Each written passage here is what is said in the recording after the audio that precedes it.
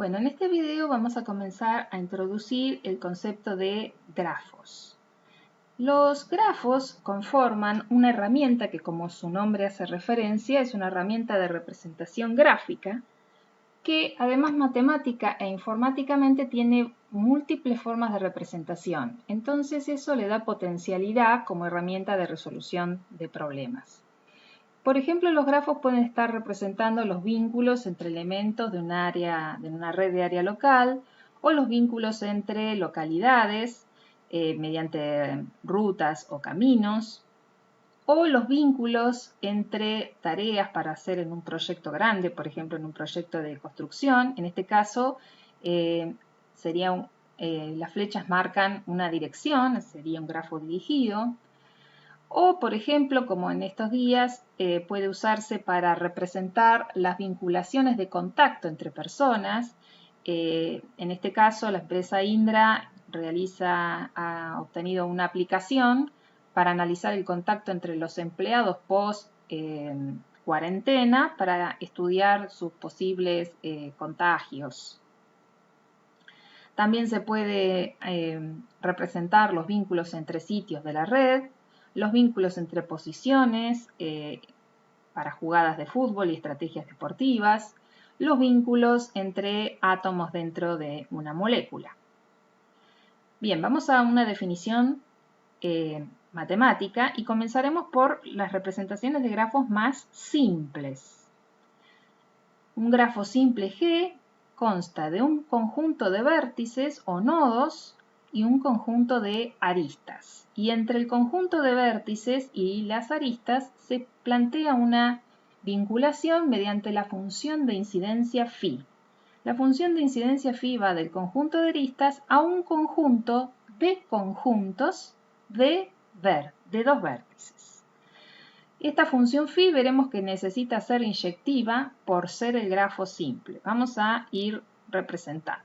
Acá tenemos 5 vértices y 5 aristas. A la arista E1, por la función φ, le corresponde el conjunto de vértices conformado por B1 y B2. A la arista E5 le corresponde el conjunto de vértices conformado por B2 y B4. Y así siguiendo. Como vemos, no hay dos aristas distintas que les corresponda el mismo conjunto de vértices. O sea, no hay dos aristas distintas conectando al mismo par de vértices. Por eso la función φ debe ser inyectiva, que es lo que le da simplicidad al grafo. Se dice que una arista incide en los vértices que conecta. Multigrafo. En este caso admite que haya dos aristas o más distintas que conecten al mismo conjunto de vértices, como se observa acá con la arista E1 y E6. Matemáticamente esto se expresa diciendo que se le permite a la función φ ser inyectiva, porque hay dos aristas distintas para las cuales el resultado de la función φ es el mismo. Estas aristas se denominan paralelas. Es el caso de las aristas E1 y E6, que por la función φ a ambas le corresponde el conjunto B1, B2. Pseudografo es un multigrafo que además admite la existencia de bucles o lazos. Entonces, en su definición matemática, el pseudografo tiene el conjunto de vértices, el conjunto de aristas, la función de incidencia φ, a la cual no solamente no se le exige ser inyectiva, sino que también se le permite que para una determinada arista puede que el conjunto de vértices que le corresponda sea en realidad el conjunto de dos vértices idénticos o de un solo vértice. Así vemos que tanto la arista E7 como la arista E8, por la función φ le corresponde un conjunto de vértices que en realidad son B4 y B4, sería un conjunto de un único vértice. Bien, entonces, aclaremos algunas nomenclaturas porque se usan, de acuerdo a la bibliografía, se usan muchísimos nombres. Nosotros estamos utilizando la bibliografía Rosen. Entonces, el grafo simple, que tiene aristas no dirigidas, no admite aristas paralelas o múltiples, ni tampoco bucles. El multigrafo, aristas no dirigidas, que sí admite aristas paralelas, pero no bucles. El pseudografo, sus aristas son no dirigidas y admite tanto aristas múltiples como bucles.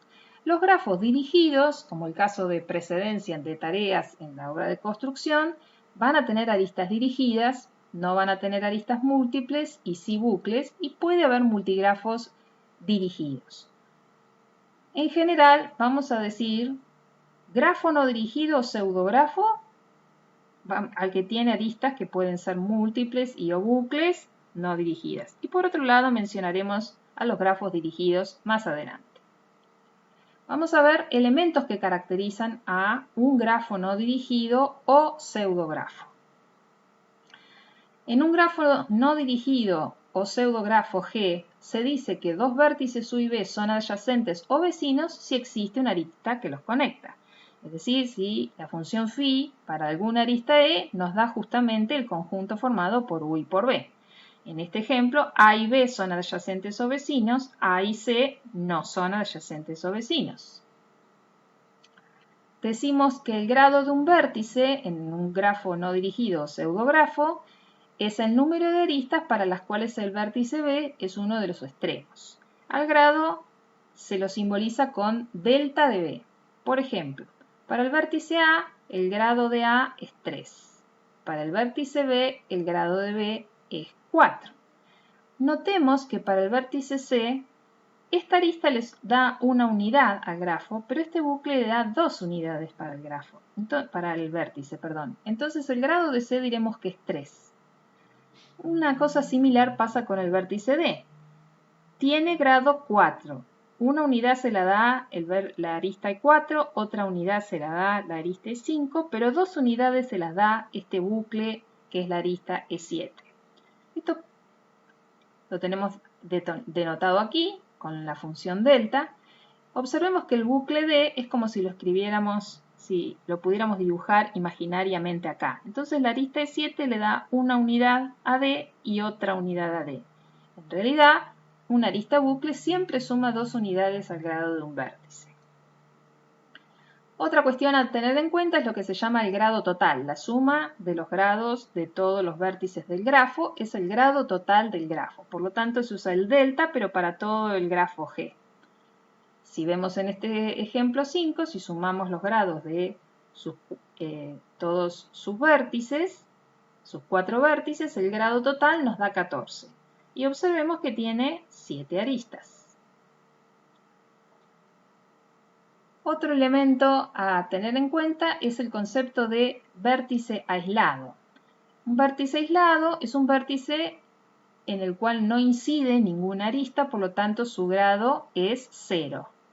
Y un vértice colgante, o también llamado vértice hoja, es un vértice que tiene grado 1. En el ejemplo que tenemos acá, B sub 2 es un vértice colgante y B sub 4 es un vértice aislado. Observemos nuevamente que la suma de los vértices, de los grados de todos los vértices, que es el grado total del grafo G, nos da 6 y la cantidad de aristas nos da 3. En los ejemplos anteriores hemos observado, en el ejemplo 5, que el grado total del grafo nos dio 14 y la cantidad de aristas 7.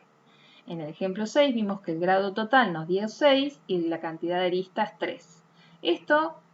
Este comportamiento en realidad se va a dar en todos los pseudografos o grafos no dirigidos y se enuncia en este teorema que veremos más profundamente más adelante. Si G es cualquier grafo no dirigido, entonces la suma de los grados de todos los vértices de G, es decir, el grado total de G, es 2 veces, es el doble del número de aristas. Específicamente, si B sub 1, B sub n es el conjunto de vértices y E sub 1, E sub m el conjunto de aristas, el grado total de G, que es la sumatoria de los grados de los n vértices, es 2 veces el cardinal del conjunto de aristas. Más adelante veremos ejemplos de aplicación y la demostración de este teorema.